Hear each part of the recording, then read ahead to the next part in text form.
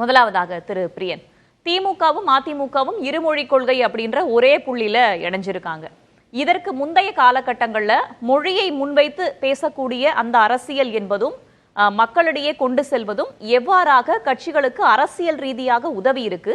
இப்போது திமுகவும் அதிமுகவும் எடுத்திருக்கக்கூடிய இந்த நிலைப்பாடு வரக்கூடிய தேர்தலில் எவ்வாறாக அவர்களுக்கு பலன் கொடுக்கும் அப்படின்னு நீங்க பாக்குறீங்க?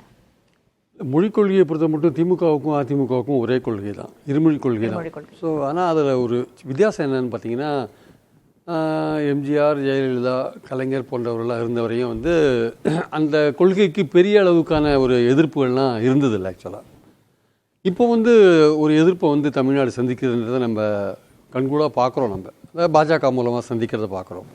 இந்த இருமொழி கொள்கையை அவங்க எதிர்க்கிறாங்க, நேரடியாக எதிர்க்கிறாங்க. அதுக்கு அவங்க பயன்படுத்துகிற விஷயங்கள் என்னென்னா, திமுக அவங்க நடத்துகிற பள்ளிகள்லாம் ஹிந்தி சொல்லித்தராங்க, இரட்டை வேஷம் போடுறாங்க அப்படின்ற ஒரு விஷயத்த முன்னாடி வைக்கிறாங்க. ரெண்டாவது தனியார் பள்ளிகளில் ஹிந்தி சொல்லி தரும்போது கவர்மெண்ட் பள்ளிகளில் படிக்கிற ஏழைகளுக்கு ஏன் நீங்கள் 3வது லாங்குவேஜ் சொல்லித்தர மாட்டேன்றீங்க அப்படின்ற ஒரு விஷயத்தை முன்னாடி வைக்கிறாங்க. இந்த 2 விஷயத்தை முன்னாடி வச்சு தான் அவங்க பிரச்சாரத்தை பாஜக கட்டமைக்கிறாங்க. இவங்களோட இருமொழி கொள்கைக்கு எதிர்க்க கட்டமைக்கிற விஷயம் அதுதான். இந்த இருமொழி கொள்கை தமிழ்நாட்டுக்கு எந்த அளவு பயனளிச்சிருக்கு, இதை படித்தாலே போகிறோம், எங்களுக்கு ஏன் 3வது லாங்குவேஜ் வேண்டாம், அதை 3வது லாங்குவேஜ் என்று சொல்லிவிட்டு எப்படி நீங்கள் இந்தியை திணிக்கிறீங்க போன்ற பல விஷயங்களை திமுக சொல்லிட்டு வரதை நம்ம பார்க்குறோம். ஸோ இது அரசியல் ரீதியாக பாஜக இந்த அனைத்து கட்சி கூட்டத்தில் கலந்துக்கலன்னு முடிவு பண்ணுறது பார்க்குறது. ஸோ அவங்க ரொம்ப தெளிவாக இருக்காங்க. தனியார் பள்ளிகளில் சொல்லித்தர அந்த 3வது மொழி என்கிற விஷயத்தை அரசு பள்ளிகளில் படிக்கிற மாணவர்களுக்கு நீங்கள் அந்த வாய்ப்பை தரமாட்டேன்றீங்க அப்படின்ற ஒரு கேள்வி தான் முன்னாடி வைக்கிறாங்க. திமுகவினர் நடத்துகிற பள்ளிகளில் மட்டும் நீங்கள் ஹிந்தி சொல்லித்தரீங்க அப்படின்ற விஷயங்கள்லாம் அவங்க முன்னுக்கு வைக்கிறாங்க. ஸோ இந்த பாலிடிக்ஸ் தான் பாஜக பண்ணுற பாலிடிக்ஸு. இது பாஜக செல்வாக்காக இல்லாத போது திமுக அதிமுக இருமொழி கொள்கைன்னு சொன்னபோது யாருமே எதிர்க்காத ஒரு இடத்துல இப்போ பாஜக எதிர்க்கிறாங்க. மற்ற எல்லோருமே பார்த்திங்கன்னா தமிழ்நாட்டில் பெரும்பாலான கட்சிகள் எக்ஸப்ட் பாஜக தவிர கிட்டத்தட்ட இந்த இருமொழி கொள்கையை ஏற்றுக்கொண்டவர்களாக தான் இங்கே இருக்கிறத நம்ம பார்க்குறோம். திமுக கூட்டணி கட்சிகளாக இருந்தாலும் சரி, பாமக இருந்தாலும் சரி, தேமுதிக இருந்தாலும் சரி, எல்லாருமே இருமொழி கொள்கையை ஏற்றுக்கிறாங்க. ஸோ தமிழ்நாட்டிலே விதிவிலக்காக பாஜக மட்டும்தான் அதை பண்ணுறாங்க. அதுவும் அவங்க திமுகவை குறிவிச்சு தான் பண்ணுறாங்க. அதிமுகவுக்கும் இதே கொள்கை தான் இருக்குது அப்படின்றத கன்வீனியண்ட்டாக மறந்துடுறாங்க. அதிமுக எம்ஜிஆர் தான் நவோதயா பள்ளியை வேண்டான்னு சொன்னார்ன்றதை எந்த பாஜகவும் தைரியமாக எம்ஜிஆர்ன்ற பேரை சொல்ல மாட்டாங்க. ஜெயலலிதாவும் இருமொழி கொள்கையை கடைபிடிச்சாங்கன்றத பாஜக அதை சொல்லவே மாட்டாங்க. ஏதோ திமுக மட்டும்தான் இருமொழி கொள்கையை பேசுகிற மாதிரியான ஒரு விஷயத்தை கட்டமைக்கிறாங்க. அது பாஜகவுடைய பாலிடிக்ஸ் இது ஆக்சுவலாக. ஏன்னா அவங்களுக்கு ஐடியாலஜிக்கலாக அதிமுகவோட திமுக தான் ரொம்ப ஒரு கடுமையான எதிரியாக இருக்கிறதுனால திமுகவை எந்தெந்த விதங்களில் எதிர்க்கணுமோ அந்தந்த விதங்களில் எதிர்க்கிறதுக்கான ஒரு விஷயமா பாஜக பண்ணுறாங்க. அதோடைய தொடர்ச்சி தான் அது தொகுதி மறுசீரமைப்பாக இருக்கட்டும், மறுவரையறையாக இருக்கட்டும், இல்லை இந்த மொழி கொள்கையாக இருக்கட்டும், இல்லை நிதி கொடுக்காத விஷயங்களாக இருக்கட்டும், இல்லை கவர்னர் தொந்தரவு பண்ணுற விஷயங்களாக இருக்கட்டும், அதிகாரத்தை பறிக்கிற விஷயமா இருக்கட்டும், எல்லாத்துலேயும் என்ன பண்ணுறாங்க, இது மாதிரிலாம் பண்ணிவிட்டு அதை அவங்க பண்ணுறதை ஜஸ்டிஃபை பண்ணிவிட்டு இந்த தமிழ்நாடு கவர்மெண்ட் ஒரு கையாளாத கவர்மெண்ட்டு, இதுக்கு அரசாங்கமே நடத்த தரல அப்படின்னு பழியை கவர்மெண்ட் மேலே சுமத்துற அளவுக்கு விஷயத்தை கொண்டு போகிறாங்க. திமுக மேலே சுமத்துற அளவுக்கு இப்போ நிதியை அவங்க கொடுக்காது இருக்காங்க. நிதியை கேட்டால் நீங்கள் சில விஷயங்களுக்கு ஒத்துட்டீங்கன்னு பழியை இங்கே திருப்பி விடுறாங்க ஆக்சுவலாக. ஸோ அவங்க நோக்கம் என்னவா இருக்குன்னா, உங்களுக்கு நிர்வாகம் நடத்த தரல அப்படின்ற விஷயத்தை திமுக மேலே ஒரு முதிரை குத்துற ஒரு விஷயத்தை கையில் எடுக்கிறாங்க. அது பாஜக தமிழ்நாடு தமிழகத்துக்கு மட்டுமானது இல்ல, ஒட்டுமொத்த இந்திய மாநிலங்களுக்கும் தானே தேசிய கல்விக் கொள்கை அப்படின்ற பேர்ல தானே கொண்டு வராங்க. அது எப்படி நம்ம பர்டிகுலரா தமிழகத்துக்குன்னு சொல்ல முடியும்? தமிழ்நாட்டில் தானே இருமொழி கொள்கை அமுல்ல இருக்கு. மற்ற 68 நம்ம காதில் பூ சுற்றிட்டாங்க. ஏற்கனவே 68 ஒரு சட்டம் கொண்டு வந்தாங்க. அந்த சட்டப்படி நான் டீட்டெயில்டாக போக விரும்பல. 68 சட்டத்தில் என்ன தெரியுமா, மும்மொழி திட்டம். அதில் நார்த்தில் இருக்கிற ஸ்கூல்ஸ்லாம் சவுத் இந்தியன் லாங்குவேஜ் ஒன்று சொல்லித்தரணும். சவுத்தில் இருக்கிற பள்ளிகளெல்லாம் ஹிந்தி சொல்லித்தரணும் 3வது லாங்குவேஜாக.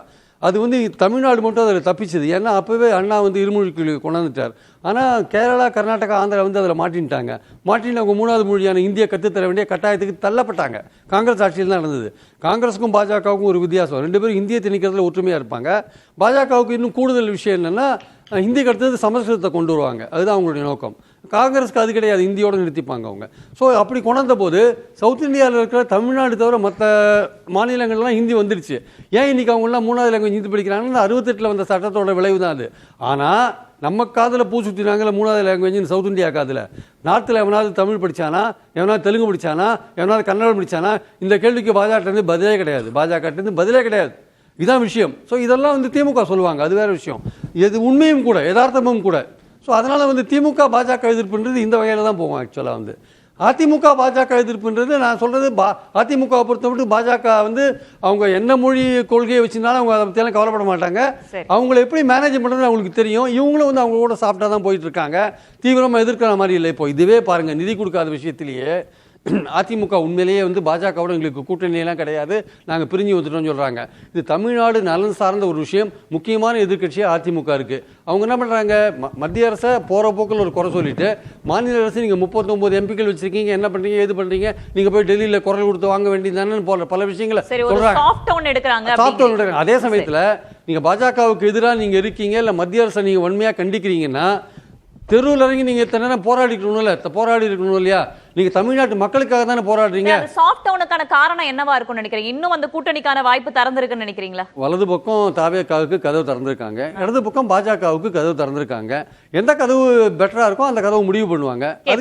அதனால தான் பாஜகவும் எம்ஜிஆர் நவோதயா ஸ்கூலை கொண்டு வந்தாரு சொல்ல மாட்டேன்றாங்க, ஜெயலலிதா இருமொழி கொள்கை ஆதரிச்சாங்கன்னு சொல்ல மாட்டேன்றாங்க. அது அதிமுகவும் வந்து நமக்கு ஒரு ஆப்ஷன் வேணும். அது இயல்பான ஒரு விஷயம் தான். அதிமுக வந்து பாஜகவோட போகக்கூடாது அப்படின்லாம் நம்ம சொல்ல முடியாது. எது கன்வீனியன்ட்டாக இருக்கோ, எது வின் பண்ணுற வாய்ப்பு இருக்கோ அந்த இடத்துல அவங்க கூட்டணி அமைப்பாங்க. அதனால ரெண்டு பக்கமும் கதவு திறந்து வச்சிருக்காங்க. என் தாவேகா கதவு திறந்துன்னா அதில் போவாங்க, இல்லை பாஜக கதவு திறந்துன்னா அங்கே போவாங்க.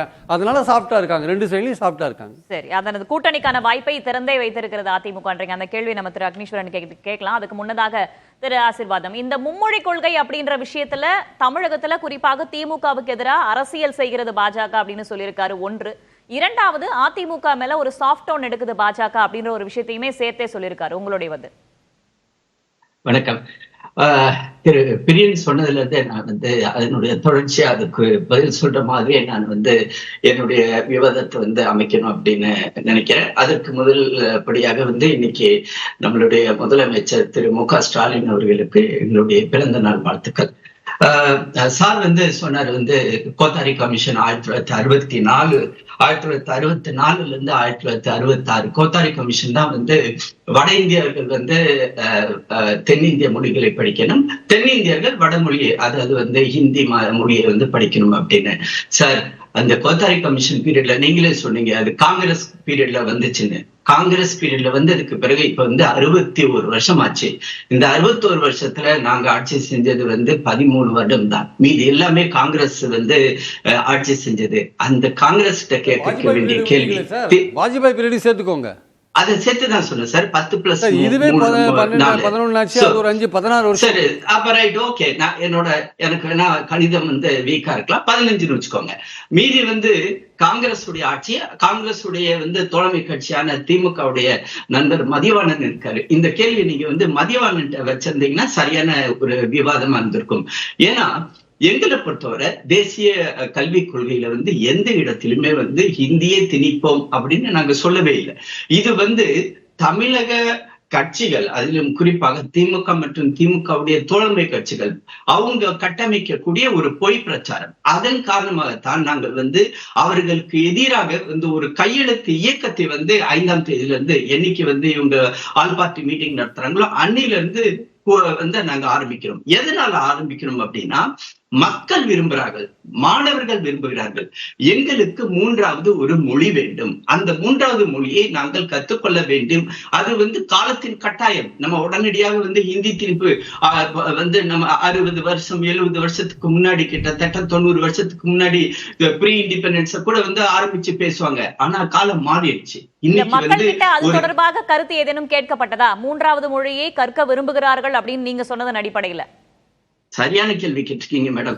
அதாவது தேசிய கல்விக் கொள்கை வந்து ஃபர்ஸ்ட் டைம் ஒரு கல்விக் கொள்கை, இதுக்கு முன்னாடி கோத்தாரி கமிஷனுடைய அந்த கல்விக் கொள்கை இருந்தாலும் சரி, ஈவன் ப்ரீ இண்டிபெண்டன்ஸ் பீரியட்ல வந்து சக்கரவர்த்தி ராஜகோபாலாச்சாரி கொண்டு வந்து அந்த இதை கூட நீங்க வந்து யாரையும் கருத்து கேட்கல. முதல் தடவையாக கஸ்தூரி ரங்கன் கமிட்டி தான் வந்து டிராப்ட் கமிட்டி ரிப்போர்ட்டை வந்து பொதுவெளியில் வெளியிட்டது. 1.5 லட்சம் பேர் வந்து அவங்க அதுல வந்து பெற்றோர்கள், மாணவர்கள், ஆசிரியர்கள் இன்க்ளூடிங் மீ, நான் வந்து ஒரு பேராசிரியர் என்ற முறையில் என்னுடைய கருத்துக்களை நான் பதிவிட்டேன். 1.5 லட்சம் பேர் கேட்கப்பட்டதா?